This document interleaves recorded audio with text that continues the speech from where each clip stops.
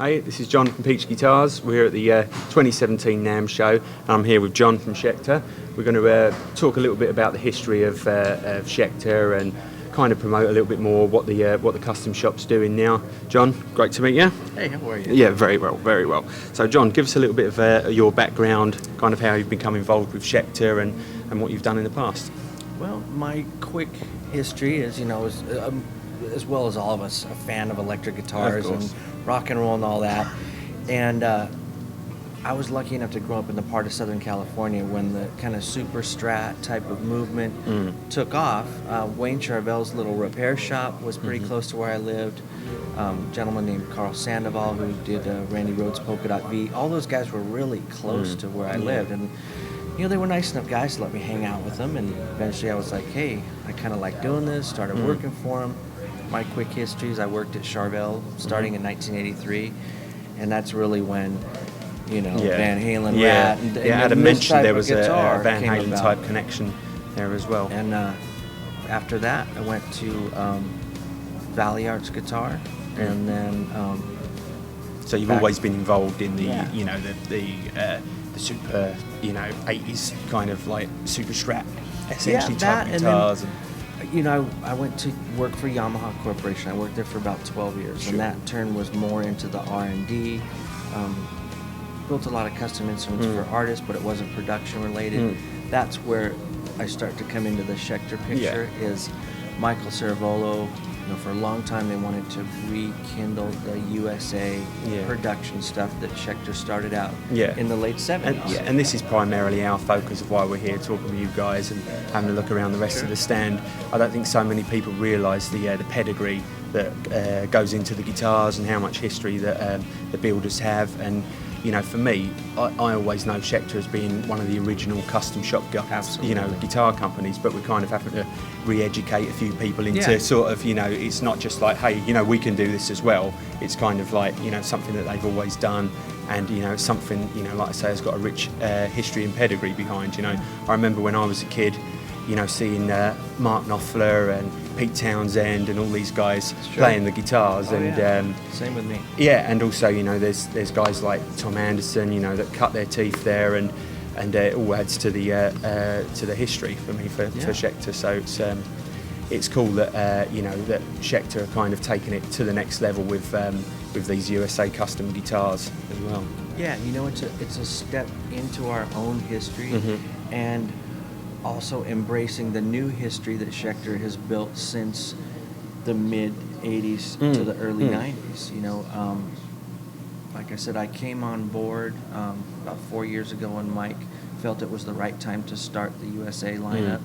And right away we went into some kind of the legacy series type instruments like you were talking about. Like the PT custom guitars and things like that, we weren't trying to break a new model or a new shape. We're just trying to embrace what a lot of collectors had been looking for a long time that, Schecter stopped making in the early 80s. Of course, and, that pedigree you bring about, it was at a great time when Schecter debuted a lot of the brass parts. They were cutting edge on the pickup. Absolutely, on the pickups, like the toggle switches and all that kind of stuff. So we brought that stuff back too. Everything that we're doing now is kind of rekindling what got put on hiatus for a while in order to embrace a different market. Of course, yeah. So, obviously Schecter have had great success with the guitars, built in the Far East with, some of the amazing different designs and stuff that we can see here today. But it's cool that you've been able to blend, a lot of that in with guitars like the Lick Johnston model that we've had really good success with as well.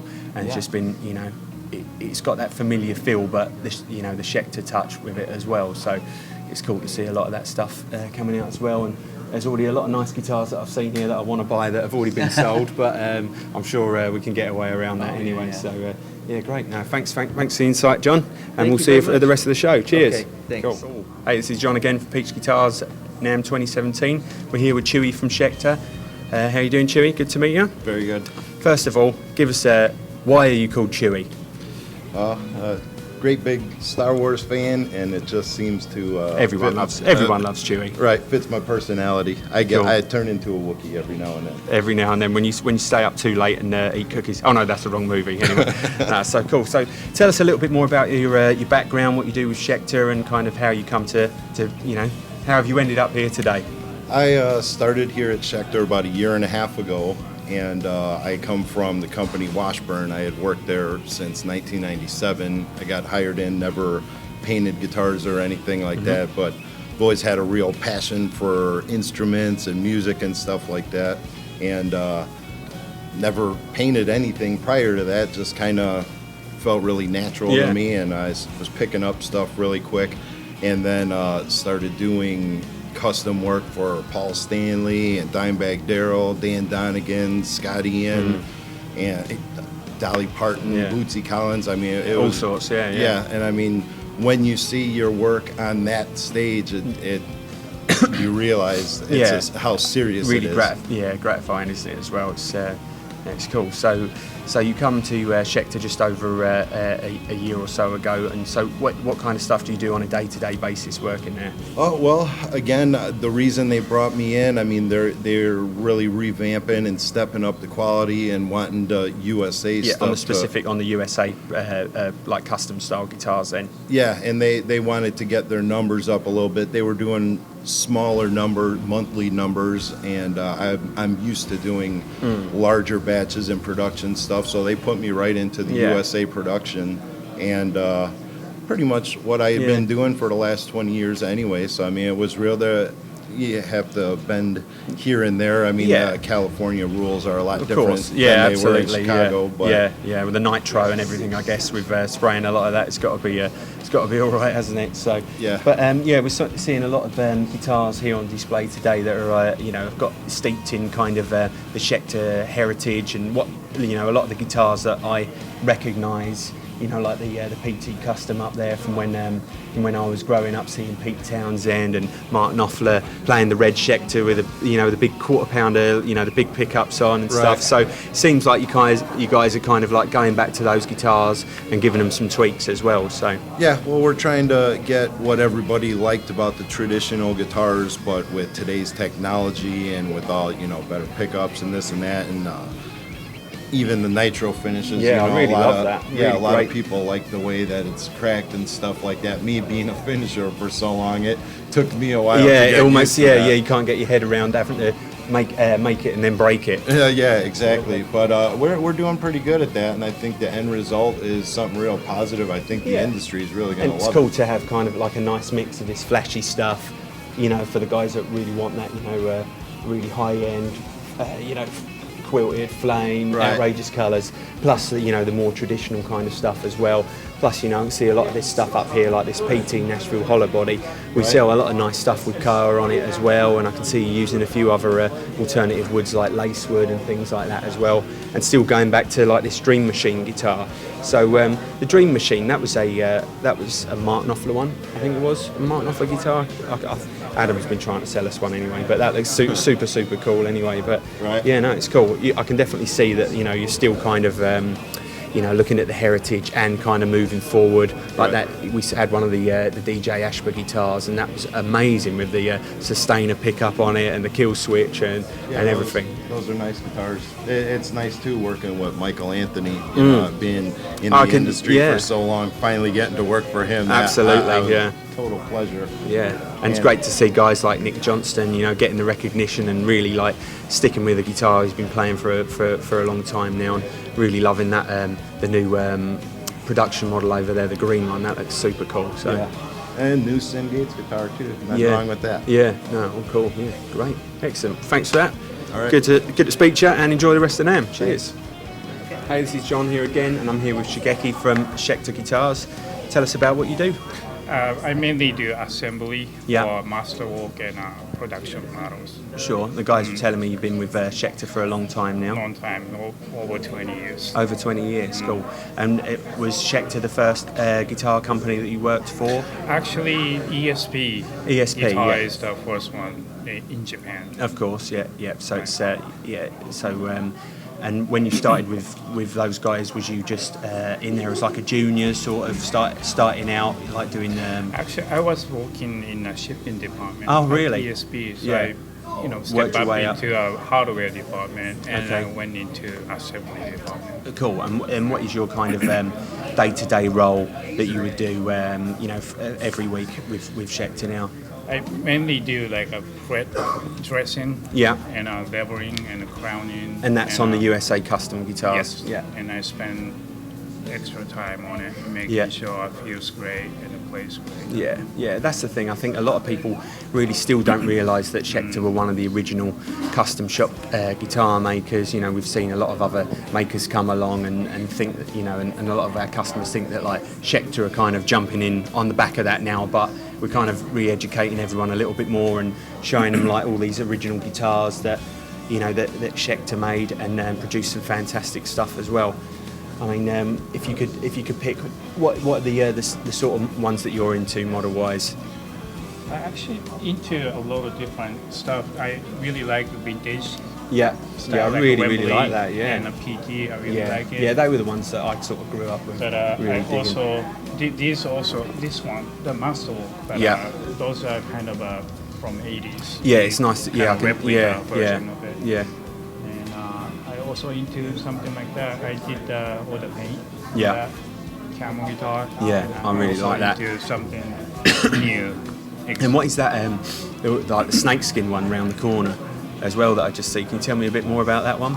Those are that one is actually production model, Right, like okay. a one of a kind, special Okay. limited edition. But we had a material, so Yeah. Mike came up with the idea, like, hey, why not we make something Yeah. one of a kind, Yeah, special. something a great Namm show guitar. Yeah. Absolutely, a showpiece that a lot of people talk Yeah. about.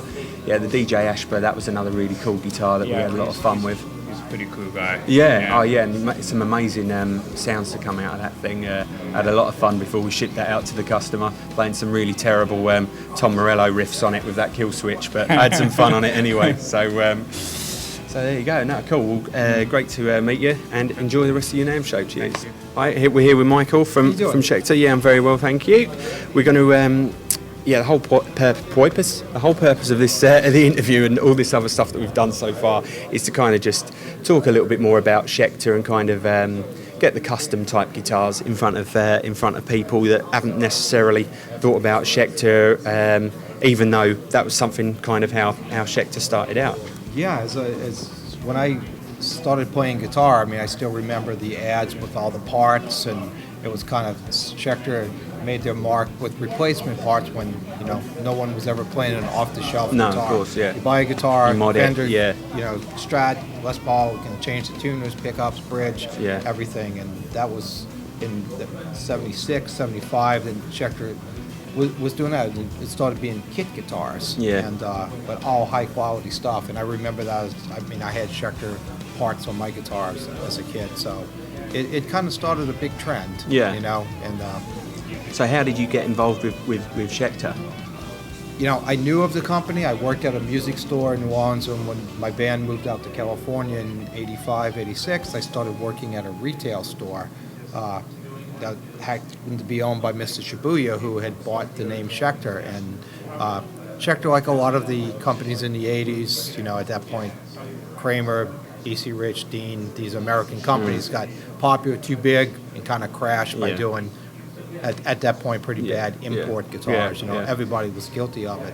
So he bought the name, moved it back to Los Angeles because I think it was residing in Texas at that point, Okay. and just kind of broke it back down to doing custom guitars again. And when I was kind of right place, right time, and given the reins to it, it was just four of us, and we're able to kind of build it from the bottom up, and kind of where I wanted to take Schecter from not just being Strats and Tellys, Yeah. but to we did the Tempest, the Hellcat, the Avenger shapes, and kind of Yeah, a lot of the branched younger into guys that. really Yeah, cotton onto I mean, those models. Yeah.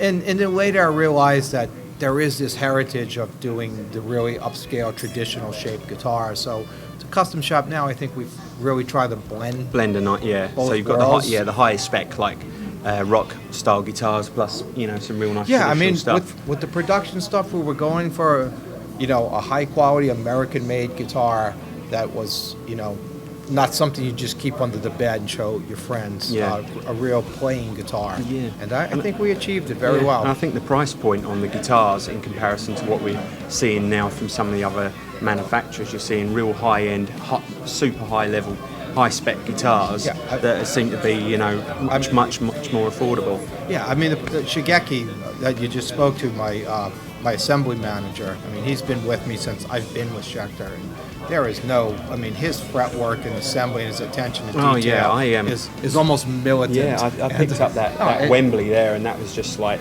that felt like a good old guitar you've been playing for 50 years. It's like we assembled a really good team that come from a kind of a diverse background, and they're all very passionate about the outcome. Yeah. And it works well. Yeah, no, and it's cool that you are doing the more modern stuff as well, because you're not just like always looking backwards, you're looking forwards as well and trying to improve the classic designs as well. I think this year you see that we've moved forward. Brian Sinister Gates, we're doing a model with him, something he wanted a bit more mature version of his guitar and some of that. But then, going back to the Dream Machine, I mean, that's such a nod to like the first Schecter stuff I see with sort of the mini switches, like Mark Knopfler had that. I remember seeing all those. I know I've said it already, but seeing all those, the magazines and watching Martin Knopfler with his headband on and playing the red Schecter and stuff. And that's basically the Sultan is a nod to that era guitar. And what he still people look at that as that and the Pete Townsend guitars, like the iconic Schecter. So we're hoping that with the new crop of guitar players that there's some newer iconic, but There's such a great past of Schecter that we have to touch base with that. Yeah, I mean, Nick Johnston's doing a great job of getting the guitars out there and the name out there, and people have been asking us for that guitar as well. Fantastic guitar player, great songwriter, great clinician. Yeah, so a really nice guy as well. For us, having somebody that, you want to get an artist that's willing to go in a store, that doesn't bring an ego, that sits there, plays, and remembers him being that kid staring at somebody. And he does that real well. He's a great ambassador for what we're doing. Yeah, he's definitely one of my better students. There you go. Taught him everything. Yeah, absolutely everything. But we're doing a set of pickups with him now. Yeah, I saw that. Yeah, we kind of that was really Schecter's first foray. Yeah, was the first. Yeah, well, I remember, obviously, with the big magnets on them. The quarter-inch pole pieces, but it's an actual true single coil that's wound, take a lead, then continue wound. That's sort of the first dual sound. That was a lot of Mark Knopfler's tone, doing the in-betweens of that. And so. Over the past 2 years, John, when he came to us, he had some pickup winding experience, and I probably had every pickup under the sun at some point. So that's been like a real fun. It started as a little bit of a hobby, but we're taking it more serious, doing in a lot of our guitars, and that's been a really nice addition to what we're doing. And with Custom Shop, can we still get a guy come in and say, right, I want this, and this, and you still have that? That's what the Masterworks portion is. That we still have Tetsuya Yama, who's not here. He's been with me. He worked at 48th Street Custom in New York, which was the big place on 48th Street, and he's been with Schecter since him and Shigeki came as a team with me.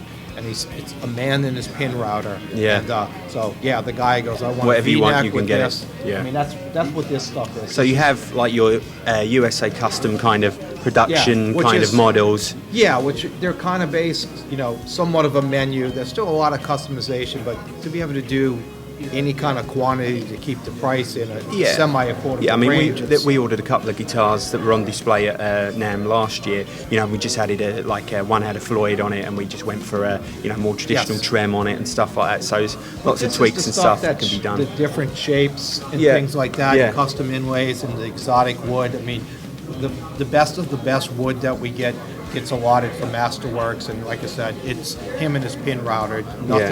Nothing goes near any of the automated machinery. No. Some really, really, truly amazing stuff. So, cool. Thanks for the insight, Thank Michael. you very much for taking thanks the time. For talking to me. Yeah, my pleasure. Cheers. Have a great Namm show. Cheers.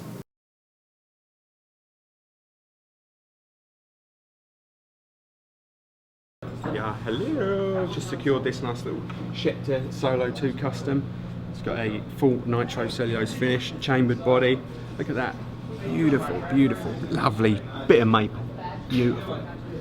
Right, what else are we getting? We've bought some more stuff as well. Adam, hold that. Look at that. Oof, look at that. That's a proper oof. So we're going to get this actual one, and we're going to get it signed as well. He's miming to me. We're going to get it signed. Also, this is the Nick Johnston Wenge neck with ebony fingerboard. So this is the actual one. Namm show guitar. Yeah, money in the bank.